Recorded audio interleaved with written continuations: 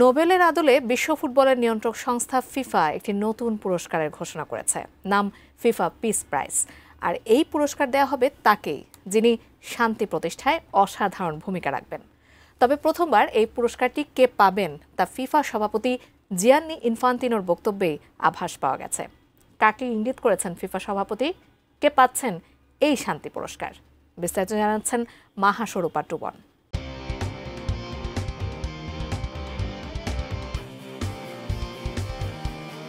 আগামী ৫ ডিসেম্বর ওয়াশিংটনে অনুষ্ঠিত হতে যাচ্ছে বিশ্বকাপ ড্র অনুষ্ঠানটি। আর এই অনুষ্ঠানে প্রথমবারের মতো ফুটবলের পরিচালনা সংস্থা ফিফা একটি পুরস্কার প্রদান করবে, যা হুবহু নোবেলের আদলে তৈরি। নাম ফিফা পিস প্রাইজ।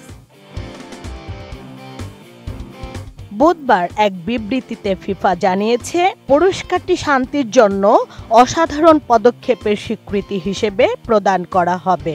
তবে প্রথমবার পুরস্কারটি কে পাবেন ফিফা সভাপতি জিয়ান্নি ইনফান্তিনো এখনই জানাননি। বলেন ৫ ডিসেম্বরেই দেখতে পাবেন। এই কথা ইনফান্তিনো বলেন মায়ামিতে আমেরিকা বিজনেস ফোরামে বক্তৃতা দেওয়ার সময়, যেখানে কিছুক্ষণ আগেই যুক্তরাষ্ট্রের প্রেসিডেন্ট ডোনাল্ড ট্রাম্প বক্তব্য দিয়েছিলেন।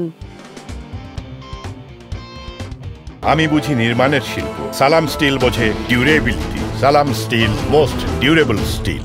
ইনফান্তিনো বলেন, বিশ্ব এখন অনেক বিভক্ত ও অস্থির, তাই যারা শান্তি প্রতিষ্ঠায় কাজ করছেন এবং মানুষকে একত্র করছেন তাদেরকে স্বীকৃতি দেওয়া খুব জরুরি। ফিফা জানিয়েছে, এই পুরস্কার প্রতি বছর দেওয়া হবে বিশ্বজুড়ে ফুটবল প্রেমীদের পক্ষ থেকে।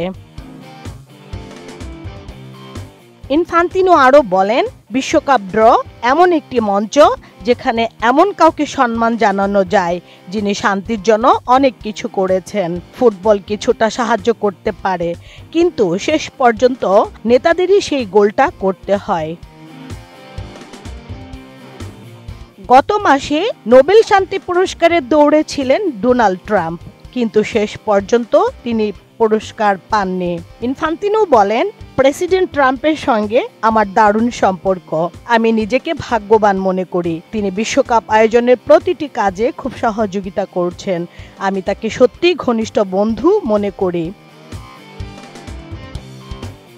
সম্প্রতি ফিফা আরও একটি ঘোষণা দিয়েছে, ২০২৬ বিশ্বকাপের টিকিট বিক্রির অর্থ দিয়ে গঠিত $১৪ কোটি একটি শিক্ষা প্রকল্পের বোর্ডে ট্রাম্পের মেয়ে ইভাঙ্কা ট্রাম্পকে যুক্ত করা হয়েছে।